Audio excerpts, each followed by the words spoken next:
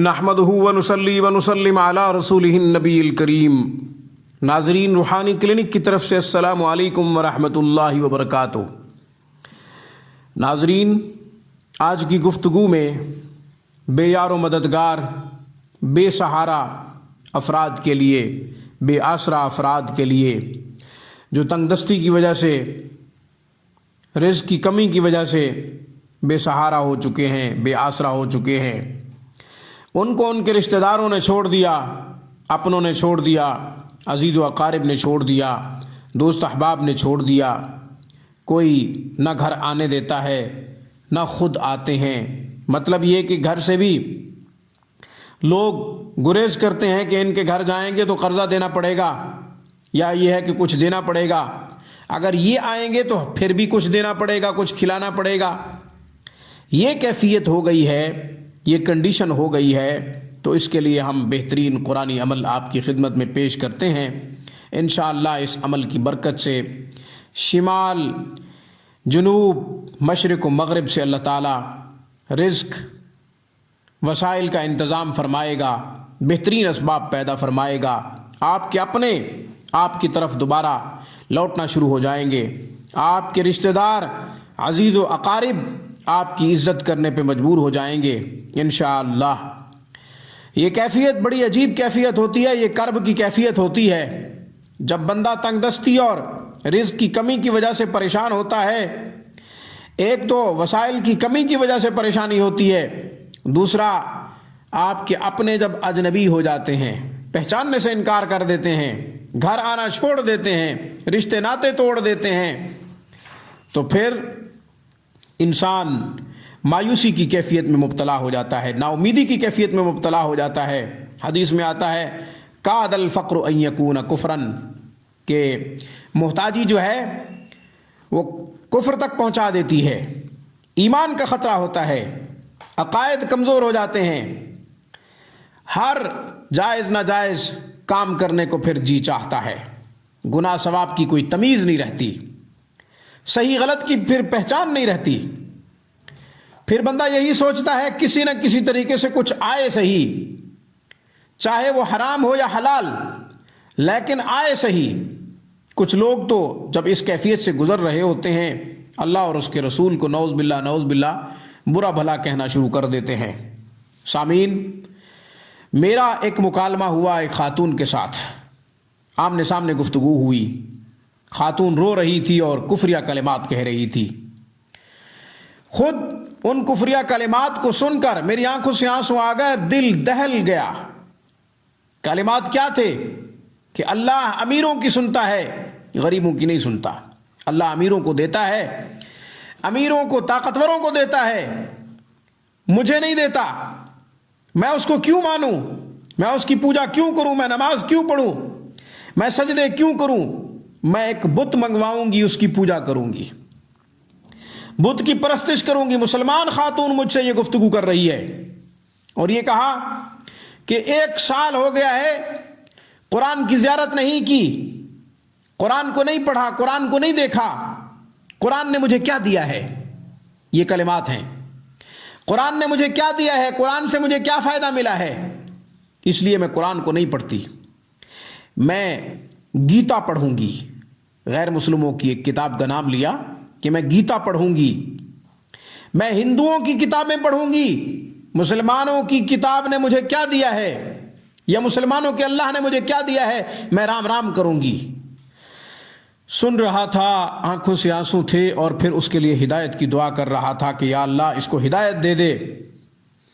پھر اسے کہا کہ توبہ کے کلمات پڑھو، صلاۃ التوبہ پڑھو، اللہ والوں کی صحبت میں وقت گزارو، اللہ والوں سے رابطے کرو، اللہ والوں سے کنیکٹڈ ہو جاؤ، تاکہ آپ کا ایمان محفوظ رہے اور ایمان سلامت رہے، آپ کے عقائد محفوظ رہیں۔ تو سامعین کرام، جب اس قسم کی کیفیت میں کفریہ کلمات زبان سے ادا ہوتے ہیں تو 2 چیزوں کا نقصان ہوتا ہے، ایک تو ایمان کا خطرہ، تجدید ایمان کی ضرورت، دوسرا نکاح بھی ختم ہو جاتا ہے، تجدید نکاح کی بھی ضرورت پیش آتی ہے۔ ہمیں پتہ ہی نہیں ہوتا کہ میاں بیوی کا رشتہ رہا ہے یا نہیں رہا، باقی ہے یا ختم ہو گیا ہے۔ ضروری نہیں ہے کہ میاں بیوی کا رشتہ صرف طلاق دینے سے ختم ہوتا ہے، کچھ کلمات ایسے ہیں جن کو ادا کرنے سے بھی تجدید نکاح کی ضرورت پڑتی ہے اور تجدید ایمان کی بھی ضرورت پڑتی ہے، کلمہ پڑھنے کی بھی ضرورت پیش آتی ہے۔ اس لیے ان تمام کیفیات، ان تمام کنڈیشنز سے بچنے کے لیے یہ قرآنی عمل کریں، انشاءاللہ اللہ خوب رزق دے گا، تنگ دستی دور ہو جائے گی۔ نہ صرف تنگ دستی دور ہوگی، اللہ کی مدد آئے گی، آپ کے اپنوں کے دل میں آپ کی محبت ڈالے گا، آپ کے رشتہ داروں کے دل میں محبت ڈالے گا، پھر آپ سب کی آنکھوں کا تارا بنیں گے، سب کے دلوں کے محبوب بن جائیں گے، سب کے دلوں میں محبوب بن جائیں گے۔ جب آپ کی محبت سب کے دلوں میں پیدا ہو جائے گی تو پھر آپ کے گھر آئیں گے بھی صحیح، اور آپ کے گھر آنا اپنے لیے وہ خوش نصیبی اور سعادت مندی سمجھیں گے، اپنے لیے خوش نصیبی اور سعادت مندی سمجھیں گے۔ تو یہ سب قرآنی عمل کی برکت سے ہو سکتا ہے۔ اس لیے حضور علیہ الصلاۃ والسلام نے ارشاد فرمایا تبرک بالقرآن، قرآن سے برکتیں حاصل کرو، قرآن سے برکتیں حاصل کرو۔ ان اللہ یرفع بہذا الکلام، اللہ تبارک و تعالیٰ اس کلام کے ذریعے بلندی عطا فرماتے ہیں، پرواز عطا فرماتے ہیں، عروج عطا فرماتے ہیں، اور سب کو قرآن کی برکت سے عروج ملا۔ امام اعظم ابو حنیفہ رحمۃ اللہ علیہ کو جو اللہ نے مقام دیا ہے، قرآن کی تلاوت کثرت سے فرمایا کرتے تھے، اس لیے اللہ نے ان کو عروج عطا فرمایا اور امام اعظم کا مرتبہ عطا فرمایا، امام اعظم کا مقام عطا فرمایا، امام اعظم کا بہترین وقار ملا ان کو۔ یہ اعزاز اللہ نے ایسے نہیں دیا، قرآن سے چمٹ گئے، قرآن سے چمٹ گئے اور قرآن کو اپنی زندگی پہ لاگو بھی کیا اور قرآن کی تلاوت بھی کرتے رہے، اس لیے اللہ نے بہترین مقام عطا فرمایا۔ ہم نے قرآن کو چھوڑ دیا ہے۔ علامہ اقبال فرماتے ہیں کہ وہ معزز تھے زمانے میں مسلمان ہو کر، ہم ذلیل و خوار ہوئے تارک قرآن ہو کر۔ جب سے ہم نے قرآن کو چھوڑا ہم ذلیل ہو گئے، رسوا ہو گئے۔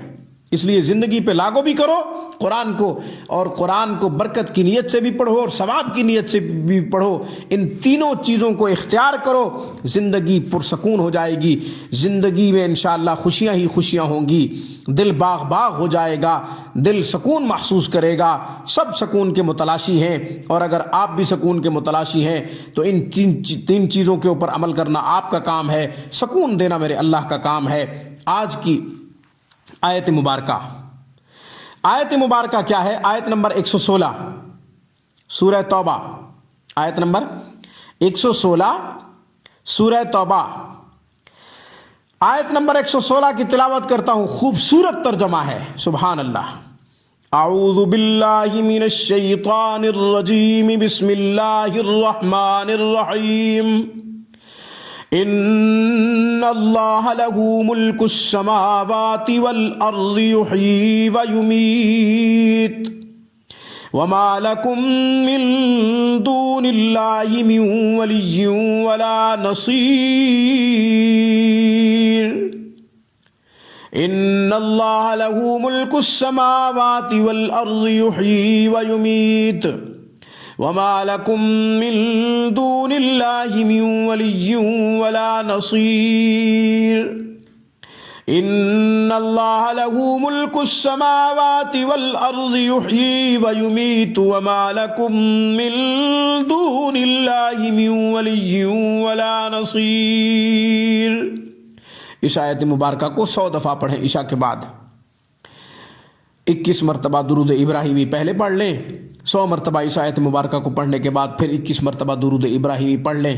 اللہ تعالیٰ سے دعا کریں، انشاءاللہ آپ کے اپنوں کے دل میں اللہ تعالیٰ محبت بھی ڈالیں گے، آپ سب کی آنکھوں کا تارا بھی بنیں گے، اللہ بہترین وسائل کا انتظام بھی فرمائیں گے، رزق کی بہتات ہوگی، رزق کی بارش ہوگی چاروں طرف سے، مشرق و مغرب، شمال و جنوب، ہر طرف سے اللہ تبارک و تعالی نوازشات کی بارش کریں گے۔